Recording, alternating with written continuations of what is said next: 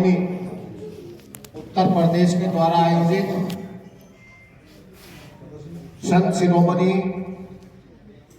रविदास जी के 648वें जन्मोत्सव के उपलक्ष्य में कानन ग्रीन में आयोजित इतने भव्य कार्यक्रम के मंचासी हमारे मुख्य अतिथि आदरणीय संजय नाथ जी,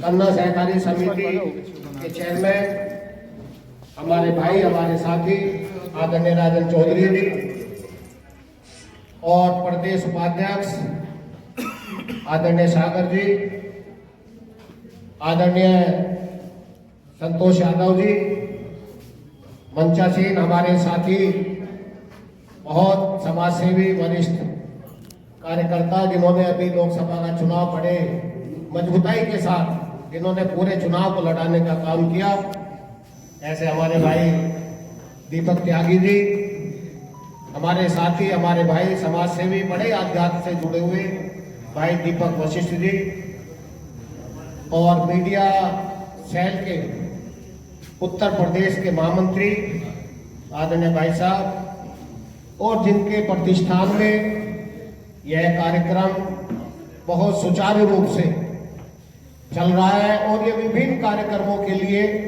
हमेशा तन मन धन से सामाजिक कार्यों में सक्रिय रहने वाले कानन ग्रीन के एमडी मालिक हमारे बड़े भाई आदरणीय रविंद्र गर्ग जी और मंच का संचालन कर रहे बहुत ही बढ़िया हमारे साथी मंडल के अध्यक्ष राज वर्मा जी, जितेंद्र आर्य जी, नरेंद्र राणा जी, उपस्थित यहाँ सभी सनातन हिंदू वाहिनी के समस्त जिलाध्यक्ष, महामंत्री, अन्य पदाधिकारीगण और बहुत ही सम्मान के योग्य लोकतंत्र का चौथा स्तंभ हमारे सभी पत्रकार बंधु, मीडिया से जुड़े हुए लोग, आप सभी का इस कार्यक्रम में बहुत बहुत हार्दिक अभिनंदन और वंदन है। आज हम एक ऐसे महान संत की जयंती मना रहे हैं जिनका नाम ही अपने आप में काफी है और जिन्होंने इस राष्ट्र को जातिवाद से, अस्पृश्यता से, छुआछूत से और अपने कर्मों से इस देश को और समाज को दिशा देने का काम किया। संत रविदास जी जिनका जन्म एक बहुत ही छोटे परिवार में, गरीब परिवार में, चंद्रकार जाति में हुआ, लेकिन उनकी जो भक्ति थी वो वाकई में मैं समझता हूँ आज तक कबीरदास और संत रविदास जो उनकी भक्ति थी बिल्कुल निस्वार्थ भाव से, इसलिए उनको शिरोमणि की उपाधि दी गई कि उनके जीवन की ऐसी कितनी किंवदंतियां हैं जो ये प्रदर्शित करती हैं कि जिनको सच्चे रूप में संतोष था और जिनके जीवन में कर्म ही सबसे ज्यादा महान था, उनकी भक्ति की अनेकों कथाएं हैं जिसके कारण हम लोग उनको संत मानते हैं और संत की उपाधि शिरोमणि इसलिए उनको मिली। आपके पिताजी का नाम संतोष सिंह था, संतोष जी, और माता का नाम कर्मा देवी।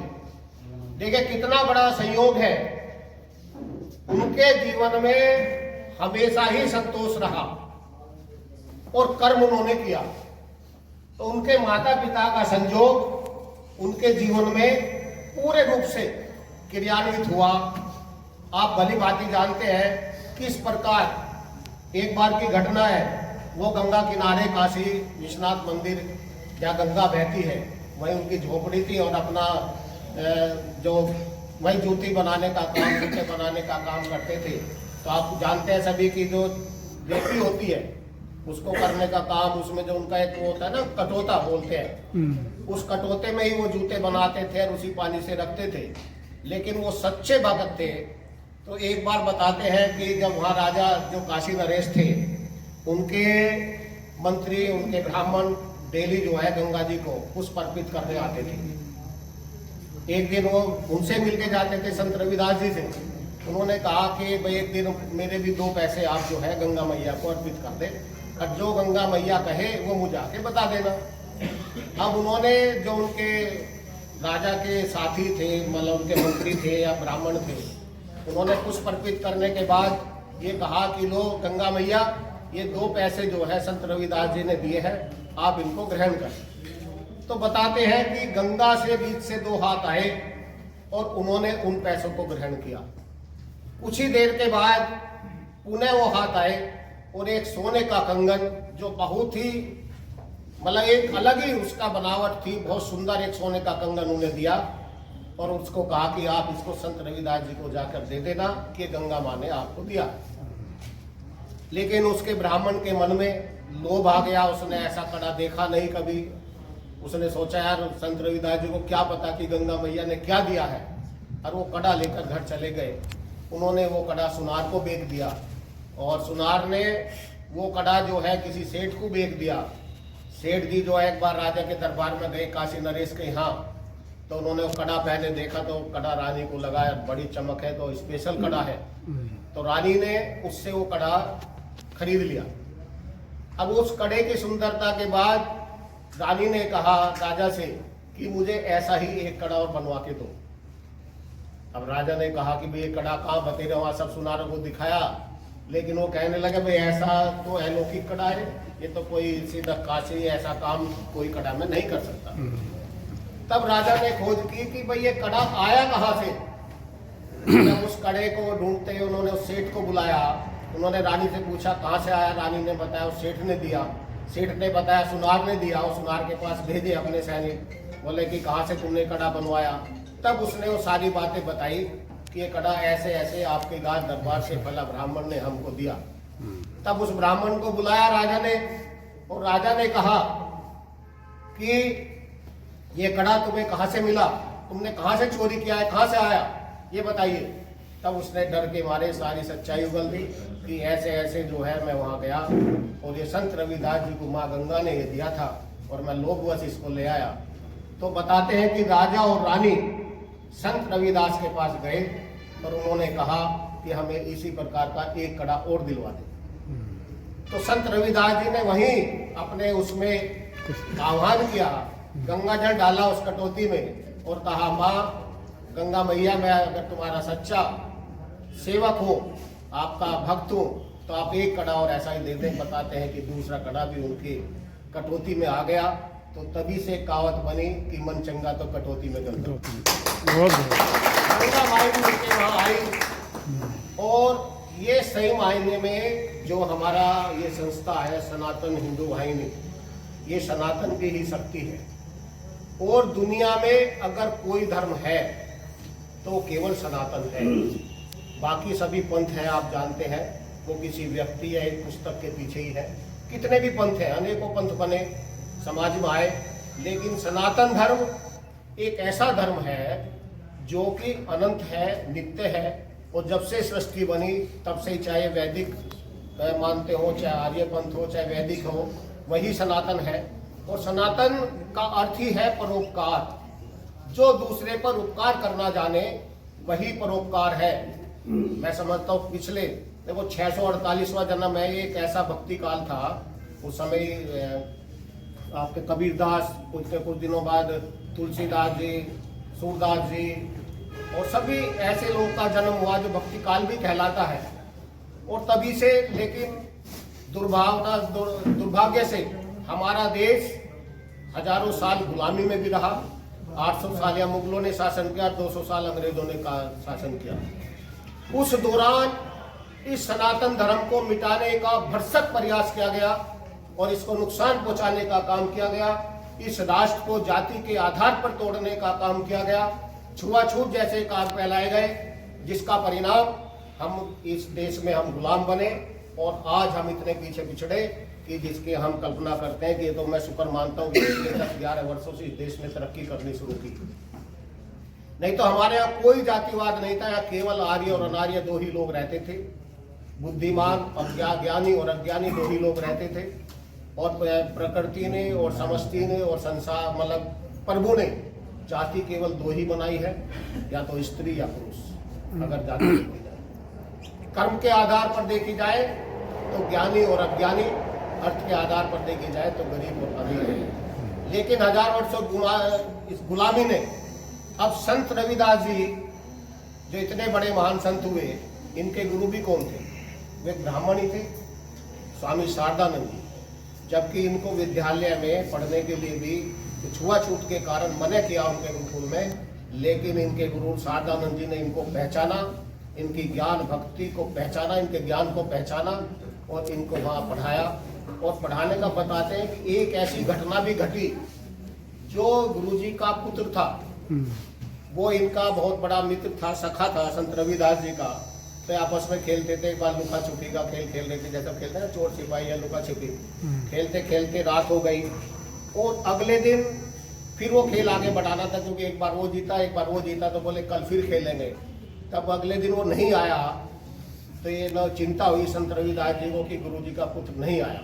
उनके घर गए, पता पड़ा उनका पुत्र वो गुजर गए। अब वहाँ सब रो रहे, सब गुरु जी का पुत्र था, जितने भी लोग सब चिंता में थे। लेकिन संत रविदास जी उनके पास जाकर बैठे और उन्होंने कहा, मित्र अभी तुम्हारा सोने का टाइम नहीं है, अभी तो हमें लुका छुपी खेलने हैं। बताते हैं कि उसी वाणी से 5 मिनट में ही वह गुरुपुत्र खड़ा हो गया और अपना उसको जीवित हो गया। ये सही मायने में जो पवित्र होता है, जिसका मन पवित्र होता है, जो सच्चे मन से गुरु की और प्रभु की आराधना करता है, उसके कही हुई वाणी वो हमेशा सत्य होती है। इनकी अनेकों की विदंतियां, अनेकों इनका ऐसे प्रभाव है। आदरणीय गुरु गोरखनाथ जी भी इनके पास जाते थे कभी, आप तो जानते हैं उसी संप्रदाय से जुड़े हुए हैं, वो भी संत रविदास जी के पास जाते थे। और उनकी भी बड़ी कहानी है कि जल दिया, फिर वो कबीरदास जी पुत्री कमाली ने पिया।